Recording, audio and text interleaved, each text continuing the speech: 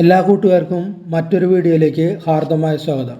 ഇന്നത്തെ വീഡിയോയിൽ നമ്മൾ നോക്കാൻ പോകുന്നത് ജാനുവരി 1-ാം തീയതി ബ്രേക്ക് ഔട്ടായ കുറച്ച് ഷെയർസിനെ കുറിച്ചാണ്.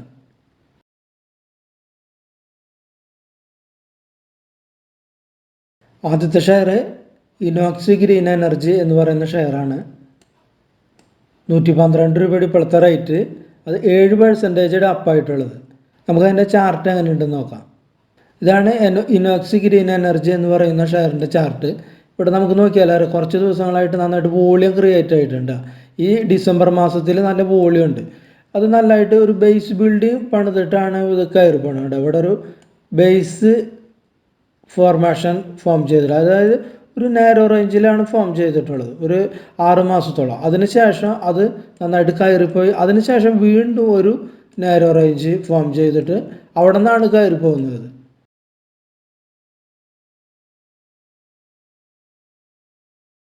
അടുത്തത് ബ്രേക്ക് ഔട്ടായ മറ്റൊരു ഷെയറാണ് Sun Pharma advance research company.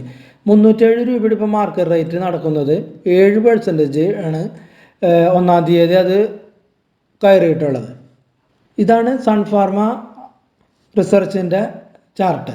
ഈ ചാർട്ടിൽ നമുക്ക് നോക്കിയാൽ തന്നെ കാണാൻ പറ്റും ഇവിടെ ഒരു റെസിസ്റ്റൻസ് ഉണ്ടായിരുന്നു. ആ റെസിസ്റ്റൻസ് ആണ് വിത്ത് വോളിയത്തോട് വേണ്ട. ഇവിടെ നന്നായിട്ട് വോളിയം ജനറേറ്റ് ചെയ്തിട്ടുണ്ട്. വിത്ത് നന്നായിട്ട് കയറിയിട്ടും പോയിട്ടുണ്ട്.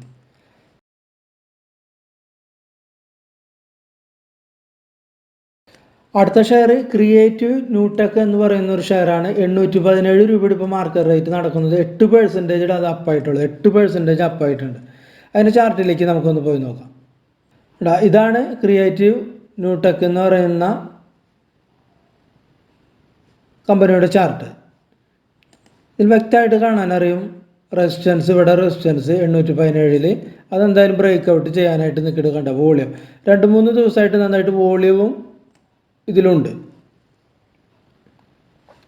ഇതും ഏകദേശം ഒരു കൺസോളിഡേഷൻ ഏരിയയിൽ തന്നെയായിരുന്നു ട്രേഡ് ചെയ്തുകൊണ്ടിരിക്കുന്നത്. നമുക്കിവിടെ കണ്ടാൽ അറിയാം കൺസോളിഡേഷൻ ഏരിയ.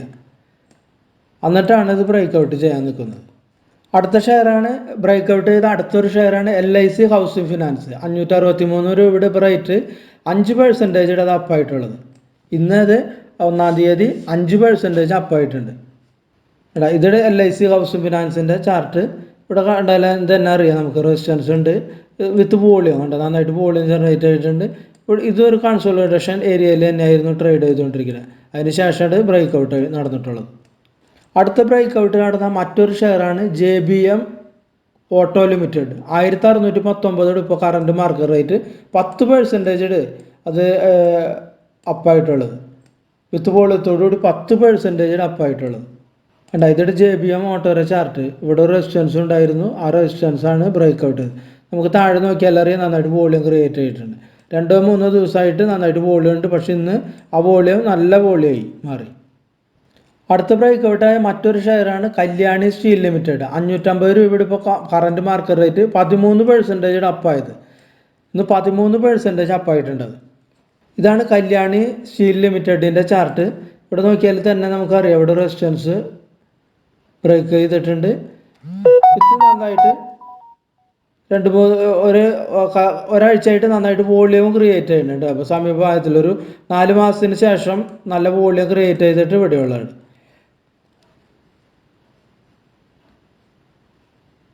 അപ്പോൾ ഇത്രയുമാണ് 1-ാം തീയതി അതായത് ജനുവരി 1-ാം തീയതി ബ്രേക്ക് ഔട്ട് ചെയ്ത ഷെയർസിൻ്റെ ഡീറ്റെയിൽ. അപ്പോൾ വീഡിയോ കണ്ട എല്ലാവർക്കും നന്ദി, നമസ്കാരം.